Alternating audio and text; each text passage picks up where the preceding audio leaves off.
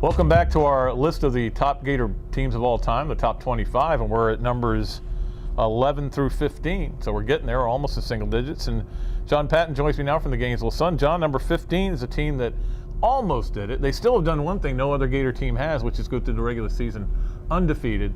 And that would, of course, would be the 1995 Gator football team that went to the Fiesta Bowl for the national title game and came away with a beat. You know, it's almost unfortunate that team is almost remembered in that way, right, completely, just for that one game, because this is a team that put up 52 on Georgia, put up more than 60 on South Carolina and Tennessee both. Great offense. And one thing Steve Spurrier said after that game that he learned is his team had to get bigger and stronger. It was great. They were faster than everybody else, but Nebraska pushed them around, and that changed Florida football. Yeah, the game that I'll always remember from then was in the game up in Athens, or Florida, obviously, because the Gator Bowl was being remade for the Jaguars. Florida played Georgia in Gainesville in '94 and then in Athens in '95. And that was also when the Braves were winning the World Series. So by the time the third quarter rolled around, almost everybody had left, except a few Gator fans. And it was also the game where Spurrier said, yeah, we looked at the media guide, hadn't put half 100 up on him in Athens, so went up and did it. So nobody had ever done that. Spurrier. Eric Kresser to Travis McGriff. That's very right. Late. Very late, very short little. I think it was a little shovel pass or something. I believe so. It was within the 10-yard line. Yeah, and they added that, and the fans were yelling. There was like 10 of them left. Everybody else had gone home and gone to watch the Braves play. And the thing that I remember most about that was being in a place in Athens, a restaurant, when the Braves won the World Series. That was, people were celebrating like they'd just beaten Florida. We were actually driving back to Atlanta from Athens, and the fireworks were going off above us, so it was kind of neat for me there. The game I remember most is the SEC championship game, and it's got the play I remember most, and that's Ben Hanks intercepting the pitch and going about 95 yards. And I can't think off the top of my head. I would doubt that record's been broken in the SEC title game. Yeah, so not that I can remember. But you know, the funny thing is, it was still a game. I think it was 17-3 at that point. They were going in, and they had a 4th and 1 and came out there, and Florida had it defense perfectly. And when I think Lundy was the quarterback, pitched it, and Hanks was the only guy there, and he just took off. And it was like that surreal moment where you go, oh, I'm going to the Fiesta Bowl. You know, and I think that's the way they felt too. Hey, we're going to the national championship game. You'd hate to have seen a great season like that end with a loss in that game, but that wasn't a great Arkansas team. No. I don't know how they got in there, you know, but they did somehow. That's our number 15 team, 1995 Gator football. Number 14 is the 2003 women's tennis team. This was a team that was amazing in that Stanford had won the national championship 2 straight years, and this Florida team upset number 1 Stanford in the finals. And you know, the big positive that the Gators had that day is it was in Gainesville. Stanford did have to travel across the country. It was 4-3. It was very tight. Julie Rotundi, who was a junior at the time, actually won the match for them, 6-love, and then 7-5. She closed it out in the second set. And it was a big deal for Gator fans everywhere. That team was very, very balanced. Julia Scaringe, who's now an assistant coach at Harvard, has also coached at Notre Dame, was the number 1 player on that team.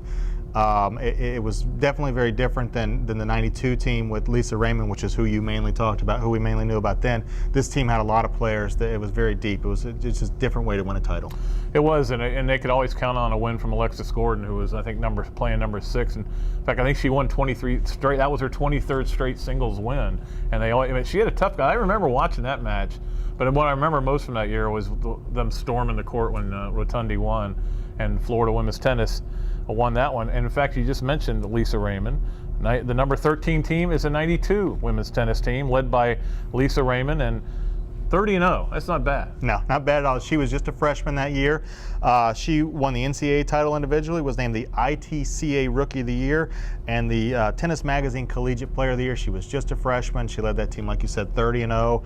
They won it all. The joke became it was the Lisa Raymond Tanning Hour when she would go out to play. Who came up with that? I think Paul Jenkins is taking credit for it because he was covering the team then. But yeah, Lisa Raymond Tanning Hour, that was hilarious, and she just didn't lose. She was unbelievable. And that team beat Texas 5-3 in the final. It was the 3rd undefeated season in 5 years for the Gators, so they were on a nice little run there. Holly Lloyd, I remember Holly Lloyd, yeah. She was named UF and the state of Florida's NCAA Woman of the Year. And 4 players on that team also made the SEC Academic Honor Roll. Yes, they did, and that was a wonderful team. Holly Lloyd was great. They just blew people away. and for them to cap it off the way they did, I think was important. The number 12 team, we're only on number 12, is the 2001 men's golf team. And this team, for me, I got a little history with Nick Gillum. We're good buddies, so I was really glad he won the individual title as well. And what I remember most about it was Jeremy Foley about every 5 minutes calling me, "We're up 1, we're down 1, we're up 2, we're up." For Nick, I've asked him a lot what it felt like to win that individual title. And he said, he had such a big lead. It wasn't a big deal. I think he bogeyed or doubled the last hole. And it had to be even more exciting for him. He's a guy who grew up in Gainesville, so he followed the Gators his entire life. So that was probably neat. And with that, they went up to Duke and won that tournament. And an interesting thing about that is they were in 13th place, 16 shots back after the first day, and won by 18 strokes. They beat second place Clemson by 18 strokes. Another interesting fact: the team had 2 Camilos on it. They did. And that's one reason they're so high. They've got one of the greatest golfers that Florida's ever produced in Benedetti, and obviously Villegas, but Camilo Benedetti, who's playing very well too. He's out on the, I think he's on the nationwide tour, and has got a shot of getting a promotion to the one of those battlefield promotions. And they also had a future NCAA singles champion on that team in Bubba Dickerson. Didn't win it that year, but he did win it in a future year. They did have Bubba. That is a pretty good squad right there. That is. No wonder they're number 12. Number 11 is the 1984 men's swimming team. This is when Florida swimming was really at a peak. I mean, they packed the place for swim meets. Randy Reese, who I think is down in Sarasota now coaching, they were just dominant, and this team was one of the best ones he had.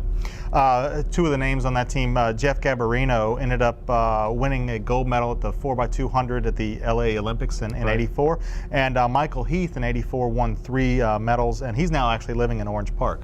He was a stud on that team, Mike Heath, and they really got it done. That's going to do it. That's numbers 11 through 15. Now, I know you can't wait because now the top 10's coming up. You want this video to get produced as quickly as possible. You got to hold your horses. It'll be up soon. Until next time, Pat Dooley, John Patton saying so long from the Sunshine State.